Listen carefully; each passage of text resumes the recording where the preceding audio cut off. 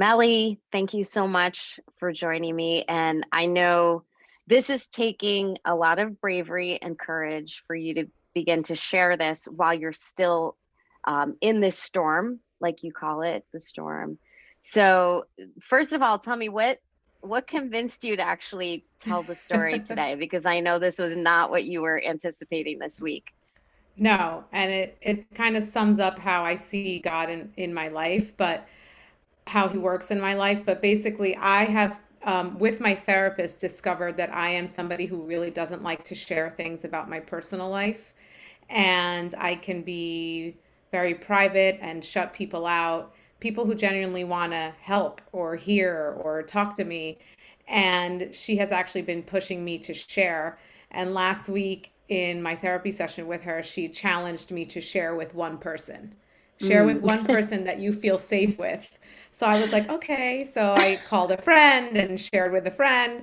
And then, like a week later, you were like, you want to be on my podcast? And I was like, whoa, that is way more than one person. And not to freak you out, but you literally are sharing with the world because this goes all over the I world. know, I know. So I was like, well, let me pray about it, think about it. And then in classic God form, I got a devotional in my morning devotional the next day that was, say yes, take the risks that if God puts something before you, say yes to it, and there's great reward in it. So, where God leads me, I follow even when it's hard. And sometimes God calls you to things that you don't want to do, but you know when it's Him, and I knew this was from him. And That's so I that's said so yes. amazing. No, I'm so grateful and along with that, it's just so funny like God, like you shared it with one person, he's like, "Okay, girl, you're ready."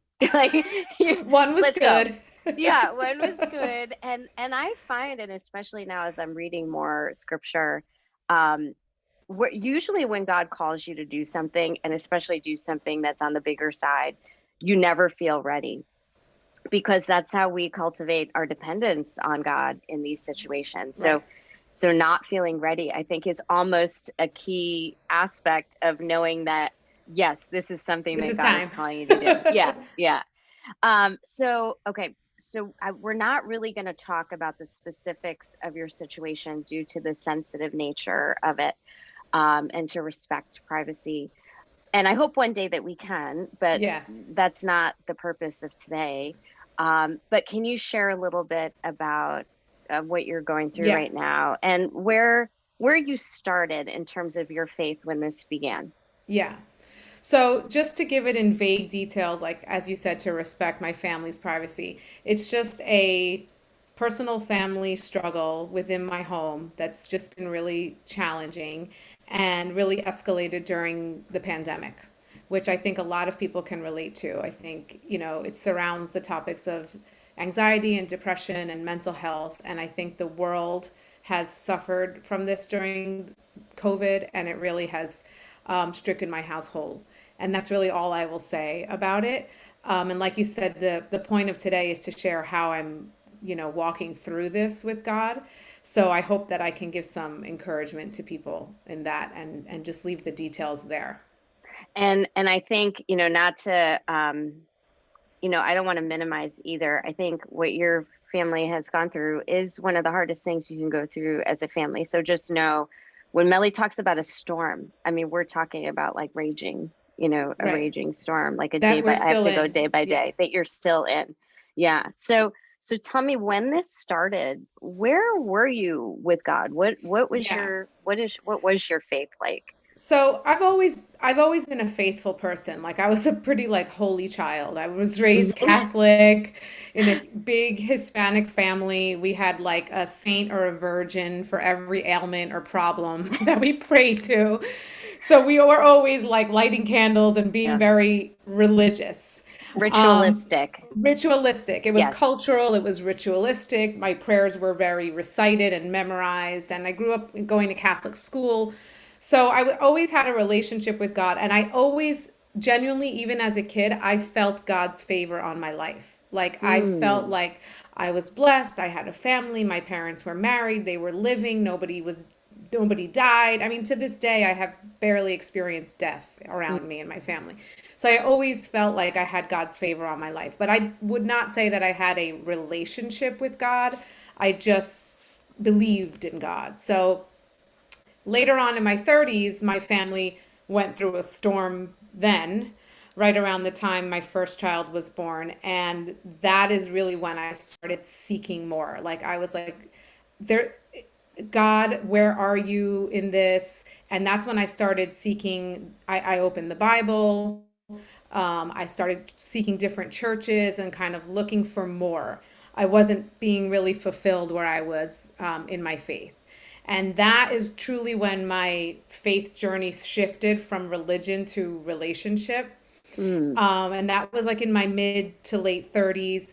But really, in the last 2 years, shortly before COVID, when I started to see glimpses of what was going on, and then really during COVID, when we were in lockdown, we're nowhere to go, everybody's stuck at home, I, out of desperation, started to really just be very intentional about my prayer time and forced myself to wake up, set my alarm for 4:45 in the morning and get up and sit in my prayer chair in my room and be with the Lord.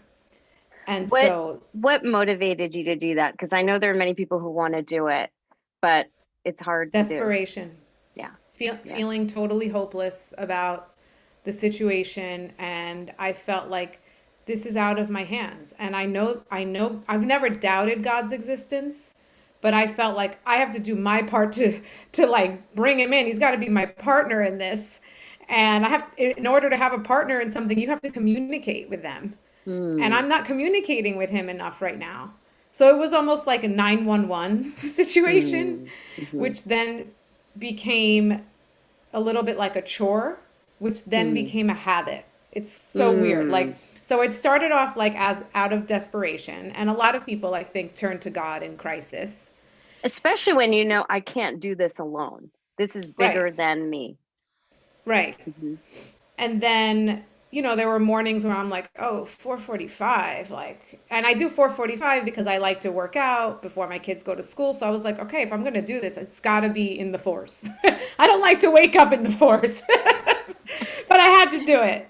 And it was just that literally it's 15 minutes in my chair, 4:45 till Mm. 5, and then I get moving with everything else. But it's just an intentional prayer time where I sit with a devotional book and which prompts some scripture, and I'll get into that. But it always God always speaks to me through this. But then after a while, it didn't feel like a chore anymore. It started becoming like a habit. And if you've ever studied anything about habits, you know that habits become what you do, and what you do becomes who you are. Mm. And then your habits become less about your desires and your longings and all of those things, and more just about who you truly are. And how you live your So, life. and how you live your life. And Yeah. now it's, for me, it's like get up, make coffee, be with the Lord. And Mm. there are days that if I don't do that, something is off track. Like, I don't feel right. It's like I didn't take my vitamins. I don't feel right. And so that's where I was, and how the journey began. Mm. Um, there's something you said, and it will come back to me because I'm 45 and things just Me slip too. out of my mind. I'm with you. Oh, I know what it was. Can you describe the difference between, you said I went from a religion to a relationship. Can Yeah, you describe what that means? Because I know there's so many people. Now, there are many faithful people who totally. listen to this, so they get it, but it's shared with many people. And that idea is odd. It's weird because, Yeah, like, you can't see God. People don't understand how you can have a relationship with someone you can't see or audibly hear. So, can right. you describe that Yeah, so when for it was you? What that when was for like for you? me, when it was Hmm. about religion, and there I am not knocking anything about Catholicism. Mm. I loved being raised Catholic, and I still very much feel at home in a Catholic church. Like, I walk in and it's very comforting to me because that's how I grew up. But I never, in those years, never cracked open a Bible. I only read from like the missalette that was like in the mass. I would pray prayers that I just recited, that I memorized, but I would never converse with God. I never said like, "Oh God, I'm feeling this. Can you help me?" or "Thank you for this," or "Praise you for that." I never, that my relationship with God was not like that. And then it was more about, praying the rosary, going to church on Sunday. The mass was exactly the same every Sunday. Um, lighting candles to the Virgin and things like that in my home. But there was no, I didn't feel like a connection with God until I got into His Word, which I think is really how you hear from God. Is when you read the living, breathing Word that He gave us. Mm. It is the one book that talks back to you, Right. right? It's the one book that talks back to you, and so specifically because I've heard from God in different ways, and I think people experience that too. You're going through Instagram and there'll be a post that kind of speaks to you, or someone will say something in your day that resonates with you in a different way, but nothing like the Bible. When you really do get into it, it literally talks back to you based on what you're going through. Right. And sometimes you could have read a scripture a million times and interpreted it one way, and then you're going through a crisis, or somebody is going through a crisis, and you read it and you're like, oh my gosh, this is totally speaking to me in a different way, or I never saw it that way, or that person pops into your head and you're like, you need to hear this. And Yeah. you've done that with me a lot. Oh, it sent you Um, stuff, right? yeah, Yeah. yeah, Yeah. And I know it has your name on it right away. I just know in my spirit, like that's going to Melly. yeah. So, yeah, yeah. Can you think of times where God has met you in this storm in a very personal way? Yeah, and this stuff sometimes blows my mind. It brings me to tears and it drops me to my knees, like when these things Mm, happen. But one really great example is how God uses people, and it could be anyone. It doesn't have to be a church friend. It doesn't have to be, it can literally be anyone in your life. And as you know, I used to be a Zumba instructor. And during the pandemic, I started teaching my classes on Zoom because we were all in lockdown. And there was this woman who started attending my class because she heard about it, but we never met in person. Like, I only knew her through Zoom. And one day I was sharing with another friend, a mutual friend to this woman, about what I was going through. And she said, "Oh my gosh, you know that woman that takes your Zumba class? She went through the same exact thing. You should talk to her." So I was very scared to talk to her because I don't like to share. So I waited months to reach out to her about this. And I finally did. And she gave me literally the biggest resource that has helped our family get through this issue. I would have never known had that woman not been placed in my Zumba class and had I not shared. mm. And so I just feel like God used her in that moment to get to me, to help me get the right treatment that we needed. That's such a good example, and I'm seeing that in different ways in my life right now, that God has already positioned people from a long time ago that are coming into play in terms of what I need and my purpose now. And I always say that God places answers in your life to questions you haven't asked yet. They're there, they're set, and it literally just prepares you for that time when you're walking in that relationship with God. So that's such a good example. Yeah. Um, other times you Oh my can think gosh. of. I'm sure Yes. And I know there's so many because I know you, but yeah. there's so many, and I actually prepared in advance a few for this because I wanted to share like the ones that really brought me to my knees. That was one. Another was uh, about a year ago, I was watching a women's Christian conference online, and I was listening to a sermon about the story of Daniel, which I have now come to love. And I always say, like, oh, if I had ever had a boy, I would name him Daniel. Mm. Like after the book of the Bible. But it was the story, it was the part of the book where King Nebuchadnezzar puts the three Hebrew boys in the fire because Mm. they won't worship him. They won't bow down to the things he wants, and they won't eat his food and do all the things he wants them to do that go against their Jewish beliefs. So he throws them in the fire, and when they're in the fire, he looks in and he sees that there's a fourth person in the fire with them. And he's like, how could this be? I only put three men in there, and now I see four, and he looks like he's the son of the gods. And that points back to Jesus. So they come out of the fire, and they look totally not burned, not singed, not a hair on their head is missing, nothing. So I literally listened to that sermon. The pastor who was giving that sermon said the thing that was supposed to kill them was the thing that set them free. And I just started thinking like that's how I feel. Like this situation could kill me right now. But Mm. it's going to Jesus is going to be the thing that sets me free from this situation. And the very next day, I actually looked back at my text messages to confirm that it was the next day so I wasn't crazy. You texted me and you said, Melly, God sent me a word for you. He told me to tell you that you won't even smell like smoke. And that is directly quoted from Daniel 3:27. So if that's not God talking, like he gave me that sermon that night of a story I've heard a million times, but Mm. these boys in the fire, and then the next day you told me like you're gonna come out of this and you won't even smell like smoke. That brought me to my knees. That's when I know that God is in every detail, every Mm. word that comes out of people's mouths. I wanted to respond, but I'm trying not to cry. Hmm. Yeah, I And, know. and I always say, like, when God has a message for you, he won't let you miss it if you're looking for it. And he will say it more than once to confirm it. And that's, I mean, I remember that moment. And I remember you writing me back being like, you're not going to believe this. I did. I wrote you like this long thing. I just listened to the sermon, and this is Yeah. what they said. Yeah. I will believe it because I mean, I've been with God, walking with God my whole life. I grew up in a family that was Christian. And my dad actually wasn't, but he became a Christian later on. Um, and I'm still in awe of the way that God communicates. Like it never gets old. There's always new things. And you're always learning more as your situation changes and your life changes and you grow in yourself and in your purpose.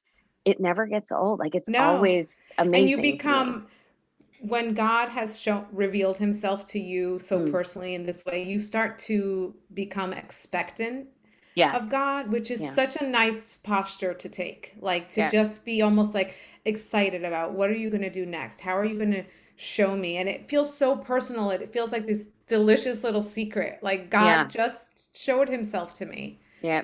It is amazing. I'm doing this 40-day fast, which we do every year in January. And that is one of the things that is so beautiful about it. It's just you wake up saying, okay, what are you going to say today? What are you going to do today? What are you going to show me today? Because you're in this period of kind of intense communication. And every single day there's been something. Yeah. But I think, like you said, when that becomes a habit in your life, you wake up with that feeling of expectancy, or you can at least go back to it, and say, Right. no, I can expect this because look at this is his track record in my life, right? I can expect it. Exactly. And that's the character of God. Like he does what he says he will do. Mm, And if you just remember back on your life, on the things that he's done, the things that he's carried you through, it helps you to be expectant for what's mm-hmm, coming. And trust mm, me, there are days that I wake up that I feel like I can't put one foot in front of the other, and how am I going to get through this and that? But and it's not, and I don't hear from God every day. So yeah, there are days yep, that I also go to sleep feeling that way. yep, But another scripture that carries me through is like his mercies are new every day. Every mm, morning his mercies are new. And I know that like today will pass and tomorrow or maybe the next day he will reveal himself to me. He's always there, even if we don't feel it. mm. I know you have another story to share, right? That's But I okay. want to I want to go back to what you said about not talking about what you're going through, because I find this with a lot of clients um, that I work with when they're going through a hard time. They don't want to talk about it. I mean, one is their shame. Mm-hmm. And one thing we know statistically and through the research about shame is that when you keep it a secret, it grows. You have to talk about it and get it out there with someone who's compassionate and empathetic, and that actually dissipates shame. What were your reasons why you held it in and you wouldn't talk about Yeah. personal things? Not necessarily even this, anything personal. Anything. Yeah, Yeah. I think it's a number of things. I think culturally, both in my like Hispanic culture Hmm. and in the world culture, but I'll start with the like Latin culture. It is kind of looked down upon to talk about your problems. You know, you Hmm. don't, oh, that's a family issue. You don't talk about that outside of the family. Like, I don't know if you've seen Encanto. Oh Have yeah, you love guys? it. Yeah, yeah. So we don't talk about Bruno. Everybody's half Latin in this house. Yes, yes. So we don't talk about Bruno Yeah. really resonated with me because I'm like, wow, I Oh, got a okay. lot of Brunos. There's a lot of Brunos I don't talk about because it's, you know, whether it's shameful, it'll bring shame on the family or, you know, that's a personal issue. So I think part of it is cultural in that sense. Part of it is cultural in like the world we live in now. Like Mhm. what everybody's sharing online is like the highlight reel of their life. Yeah. And for a long time, I was very engaged in doing that. And I was sharing, you know, lots of cute fashiony pictures and my family on happy trips and all these different things. And then things started to get hard and it felt very disingenuous to be posting all those things. So I just didn't share it because, and then I was certainly not going to post about my problems. So I just Hmm. stopped sharing altogether, literally. Hmm. Like I went Hmm. dark on the internet and I still kind Mm. of am. Hmm. Um, so I think, and then, you know, being vulnerable with people is hard for me because I'm afraid of the judgment. Yeah. But I have found that when I share with people, the judgment is never really there, or it's not as bad as I think it's going to be. Hmm. So it was kind of all of those reasons why. And it's still It, a struggle for me. yeah. Well, I'm hoping that this will open the door a little bit wider because I think, and I wrote this in my book at some point, but when we can be a part of someone's healing, it heals us too. And I think that's part of why part of why God allows these situations in our life, for that connection, for that other level healing, for dependence on him, to see this side of him that maybe you wouldn't have seen otherwise, through that dependence. And I don't think we'll have the answers to most of it, of why No. God does these things in this life. And God doesn't call us to go through things alone. Like No. he Hmm. wants us to have obviously a relationship with him, but a relationship with other people. Like he calls us to carry each other's burdens. That Mm. is in his word. He Hmm. asks us to do that. And so I have learned through the little sharing that I have done is when I do share, I get a lot of people who say, oh my God, I went through that too. It's going to Mm. be okay. Like you'll Mm. come out the other side. Hmm. Or, or I find that I have, you know, or I'll talk to somebody and they'll say, I'm going through that right now. And then together we have like this camaraderie or this comfort. Even just this week, I shared with a woman at my gym who's much older than me, and the next day she showed up and she brought me this little bracelet that's faith in Morse code. And I Mm. was like, oh my God, what a beautiful gesture, you know, just from sharing. So, God, there is always a reward on the other side of the hard things that God calls you to do. So Mm. he'll meet you there. And it's just hard to take that step to do it. Hmm.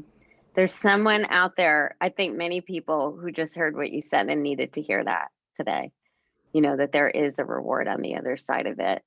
Um, there was another story that you were going to share? Yeah, so the other way that God really meets me is through words. Mm. And especially in the last couple of weeks, I have in my prayer time found that He will send me the same word over and over again, whether it's in scripture or in a sermon or in a podcast I listen to. And a couple of weeks ago, it was the word trust. It Mm. just kept popping up. And it started on one morning that I woke up very anxious, feeling like I'm never going to get through this day. So I sat down in my prayer time and I did it a little later that day than I normally do, which I'm very routine oriented. So that also kind of threw me off. And so as I was starting my prayer time, my dad called me. He called, I see his number pop up on my cell phone, and I was like, I don't want to pick up now. I'm on my prayer time, but you never know with your parents in their 70s what's going on. So Yeah, yeah, of course. I pick up the phone and I just start chatting with him, and I just broke down. I just told him I'm so scared. I'm so anxious. This is so hard. How much longer, how much more can I endure? And he said, Mommy, you just have to trust God. You just have Mm, to ask him to carry it. Tell him you can't carry this alone and just mm, trust him. So mm, that was I as because I was in my prayer time, I wrote down what he said.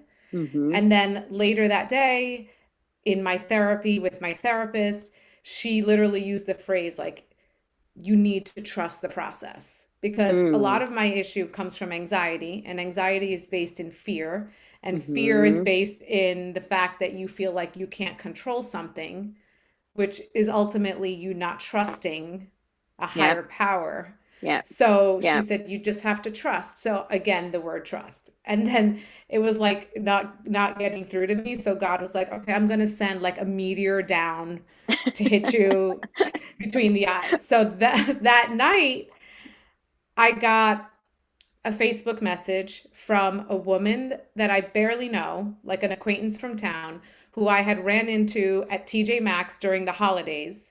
And in TJ Maxx, she had asked me, "How are you?" And I was like, "Oh, I'm okay." And she wrote me and she said, I hope I'm not overstepping my boundaries. I haven't stopped thinking about you since I saw you over the holidays. You looked so sad, and I could only see your eyes because you were wearing a Wearing a mask. mask. And I just want you to know that God wanted me to remind you of the story of Abraham and Isaac, and Mm, to tell you that you need to trust him. mm, And that was all in one day, from like mm, 7 a.m. to 7 p.m. And that very moment, I fell to my knees and I cried my eyes out, because when mm, God will rescue his people, he will mm. not forsake you. And he wanted me to know that day, you do not have to carry this alone. You do not have to worry in this way. You do not have to wake up anxious. You just have to trust me. And the extent to which he went to communicate that to you Yeah. is amazing. Is amazing. And just on an aside, I think it's really important and something to know that when you're living this way, it affects the people around you. They will see it, and even in your family, your kids, your spouse, whoever it is, this is what genuine faith looks like. It's not about, I mean, as much as I think going to church is great, it's not about forcing kids to go to church. It's not about, you know, the rituals are great in helping facilitate that, but it is about this. This is what Living it's it. about. Yeah. It's yeah, and I'm grateful that some of my kids are getting that now, and it's amazing how God will use other people, like you said, around you, but even in your own family to speak to you. And I had that experience the other day because I had a situation on Monday where my videographer for this project around the book pulled out. I mean, now we're like 8 weeks away from this coming out, And I was like, oh my gosh. But because I'm in this 40-day fast, I was like, you know what? This did not surprise God. He knew that this was going to happen. I know he already has the person set for me. Um, and like I will read things and hear God speak, but I also will get a word in my mind. I'll get messages in my mind. They sound like my own voice, but I know they're the Holy Spirit. And the word I heard that day was relax. Relax, because like God will speak your own language. And Yes. I usually say that to I'm like, relax. So I was like, okay, it's fine. It's taken care of. And ended up that day connecting with someone else who couldn't do my project at first, who now said to me that the timing is actually perfect right now. So he's on the project. But that night, I was putting my daughter Sophia to bed, and Sophia's 10 years old. She has prophetic gifting. She has for years. Like she used to write down these words that would come to her mind on an index card and leave it for me. And they were words for me, like exactly what I needed. So when I was putting her to bed, I was like, hey, you haven't given me a word in a long time. Like she's my own personal prophet or something. Exploit your children. Yeah. And I was like, what is God telling you today? And She looked at me and she goes, "Relax." Yeah, Stop. yeah. So I was like, "Okay, I'm relaxed now. I'm good." He'll But stop at nothing. the extent when you are connected to God, the extent to which He will go to communicate you with you, and like you said, though, you are putting effort into that relationship. Well, and it's like Yeah, any relationship. yeah, Like, you can't expect to have a marriage or a friendship or any relationship if only one person is doing the work. yeah. That's absolutely right. And I think there are a lot of people, I think, where when things happen in their life, they're quick to blame God for it. And I understand. I mean, we're in a desperate place. God, why is this happening to me? But those are like the only times that some people call upon God. Mhm. He's been absent their whole life. And then yet we'll get the blame for those things. And like I said, I understand because it kind of shakes your worldview of who God is and what he's supposed to do, right? Um, but it's a different life path when you're connected the Yeah. whole way. It's a different And life path. sometimes it will take a crisis to bring people to God. I mean, Yeah. I referred to in my early 30s, we had a very serious family problem that brought my entire family down to our knees. And Mm, that's when we all really turned to Christianity and, got baptized and all these different things. And I'm not saying that's what people need to do. Everybody has their own journey. But it is oftentimes like a valley. In the valley is when you have nowhere to look but up. mm, And mm. that's where, he's always everywhere, but in the valleys where you're like, okay, where else do I go? I Yeah. gotta look up. Yeah. And it's hard that it's those moments that can do it. And I don't think that God causes those moments, No, but I think he will use them. you He will use them to turn things around and bring good. The all things work for good, like in Romans 8:28. right, It's those moments where without God, I don't know if those things are going to work for good.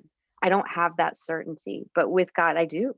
I know that's a right. promise that And that all and of that it scripture ends with for the good for of those. those who Yeah, love him and are called yeah, to his purpose. yeah, So you have to absolutely. believe and love him for the things to work for your good, Yeah, you yeah, know. that's an important point. So the title of this episode is While You're Waiting, because you're still waiting. Hmm. I mean, when I'm looking at you now over Zoom, like there is a joy about you, there's a peace about you, but I know that you don't feel that every day. And I know that's sometimes really hard to access. So what do you do while you're waiting? How do you find hope while you're waiting for these prayers to be answered? Or for kind of a resolution to this situation. So I used to be really focused on the outcome of things and the plans that I had for my family and the plans that I have for myself or my future. And I would put a lot of hope in those things. But God Mm, doesn't promise us all of those things. What God promises us is that He will carry us through. And so, what I've really started to focus on is how God has carried me through in the past. mm, And the storm that I went through in my 30s was not much easier than the one I'm in now. So it I know that if he did it then, he can do it again. So that mm, gives me a lot of hope, like thinking back on what he's already done and really being in his word. And there's so many scriptures that have become like my lifeline, my go-to places to go when I truly need a lot of hope. One of them is Psalm 27, 13 to 14, which is, I am still confident of this. I will see the goodness of the Lord in the land of the living. Wait for the mm, Lord. Be strong and wait for the Lord. So he says in his word that he will show us his goodness here on this earth. mm. And if he says it, I believe it. He will So do it. he will do it. I really try to meditate on that. I trust in his timing because his timing is always perfect, even in the moments when we think like, how could this have happened? How could my videographer bail on me now? Like, this is Small not problems, small right. problems. So it was But easy to get that perspective around that one. I will get right. that. Yeah. But then I've you been through a look lot bigger. back, Yeah. but then you look back and you're like, imagine if I would have used that videographer. it would have been terrible. I'm so glad it ended up this way. And I always say, didn't end up this way. God, like, always planned it this way. Yeah. And Yeah. it's the same thing for big problems. Like, I really think that one day I will look back on this and think, like, I will do that all over again just to end up where I am now. Mm, So mm, that's trusting God's timing. And then the last thing that I really do a lot is I try to look around and look back. Like I journal a lot. So I read back on my journal and I mark things where he's answered prayers that I didn't even realize had already been answered. Like I mm, kind of overlooked it. And I'm like, "Oh, I'm not even struggling with that anymore." And he dealt with that. So if he did it, then he'll do it again. And I know every problem, big or small. No problem is, he doesn't look at it in that way. He's not giving me more attention because I have a bigger problem than the person next door. mm, He loves us all the same and he's carrying all of our burdens with us, and I know he is good. He is good. mm, And even if I don't see the outcome that I want in this lifetime, he is still good. mm. And you can only say that when you've experienced what you've experienced. You can't, and we're told to say that, we're told to believe that, but until you've experienced this personal connection with God, for God to kind of step down into your life and start talking to you, it's hard to say, even if I don't get what I want here, he's still good. Yes. It is I hard. think it's hard. I think that becomes a lot easier um, when when you have this kind of storehouse of experiences that you've collected and written down now Right. of God's faithfulness to you. Yeah. And you might think that you don't. Like somebody listening to this might think, well, I don't even have any good things to report. Like he hasn't Mm, done. But I hmm. would say to that, like, you're still here. So he's Yeah. not done. Yeah. He's not done with you because you're still Yeah. here. And another thing that I like to do, like just now how I said, even if he doesn't do it, he's still good. I say that like following the words of Jesus in Mark 11, where he says, whatever you ask for in prayer, believe that you've already received it and it will be Mm, yours. hmm. So sometimes I say things and they're hard for me to believe, but I'm saying them with all the conviction and all the belief because Jesus says if I do that, it will be mine. Mm. Yeah. And that's when you can test. That's when you can test. And we don't orchestrate the timeline. Right. But write it down. Write down. Like Mm-hmm. like you said, there are prayers that God answered that we forget that we prayed. Right. That happens to me all the time. Yeah. It's when you said maybe it was good you didn't use that videographer, it will turn out terrible. So that guy was a friend of mine. So I don't know if it would turn out terrible, but I will say, like, when God does something, it's not for one reason. It's Yeah, for maybe so many reasons. he has Right. preparing him to go do something very important in his life. Exactly. Or maybe the Yeah. guy now who's on the project needs this for his purpose in Right. his life, right? So there's so many different reasons. I always say God never does one thing for one reason. There's No, always and such a his ripple effect. There's so many reasons. right. And his ways are higher than our ways, and Mm, his thoughts are higher than our thoughts. And I love knowing that because I can't imagine what's in his mind. mm, And I'm so expectant for what he does through that, but we can't fathom what God is doing when he's moving all the pieces around. We can't mm, fathom. hmm. I know for me, the things when I am waiting in a waiting period, and I'm in a waiting period right now, but it's a good one, right? There's excitement, anticipation to see, okay, God, what are you going to do with this book?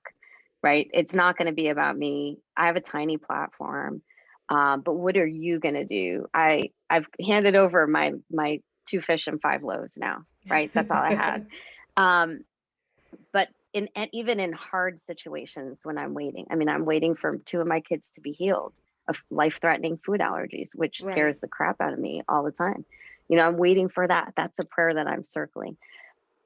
I have to practice gratitude. And part of that Hmm. is going back to what you said, how has God been faithful? Or even just gratitude in the moment. All right, my kids are here and they're safe today, right? Right. I have a house. I had good things happen today. We're having this conversation. Gratitude is one thing, I wrote about it in the book. It's kind of our lifeblood in living a life that's content and appreciative, right? Yeah. So, and it's a powerful process neurochemically as well. Even if we think about things, good things that have happened in the past, and if we spend a minute just recalling them in detail, our brain can't differentiate between it happened in the past or right Then, now. right. Yeah, we get the same feels as we would if it were happening. So gratitude is powerful on so many levels. But the other thing I try and do is I ask God, especially when I'm not feeling joy or if I'm not hopeful, I'm like, God, how can I inspire joy in somebody else? How can I encourage someone else? Give me a word for somebody else or Well, you something to are do. very good at Because that. that brings me joy to be used that way. And then when you have a story like that, when you're like, oh no, that was God that did say that through you. It wasn't because I never know. Is it God? Is it me? Whatever. Um, I'll just No, I'll the just way be he aligned obedient, things, yeah, right? you know when it's God. Yeah, because we always have that power. I mean, when we're really down, we're not called to do that all the time. But if we're cognizant of it, if we ask God, God, okay, I'm not feeling great. Use me to do something in someone else's life. Oh, He will. He will. Well, and speaking of that, when I was reading back through my journal yesterday, back in April, I wrote just one page in really like hard handwriting. I think I was like angry that day, and I just wrote like, God, use me, use this for a purpose. And that's like all I wrote. And I had not felt that he used me until this moment. Like, Mm, I hope that this, what I'm saying, is going to be helpful to somebody else. And I I think think he's using me. I think beyond what you can ask or imagine. Yeah, Yes. God is answering that and He's answering it. We will hear the stories of it once this goes out in the world. But no question, God is using you. And my spiritual sense is this is just the beginning. It's just the Yeah. beginning. So, Melly, you said really powerful things that people needed to hear. Thank you for being courageous and brave and talking about this while you're in the midst of that fire. But we know who's in there with you. Yeah. Yeah. Amen. Thank you, Nero.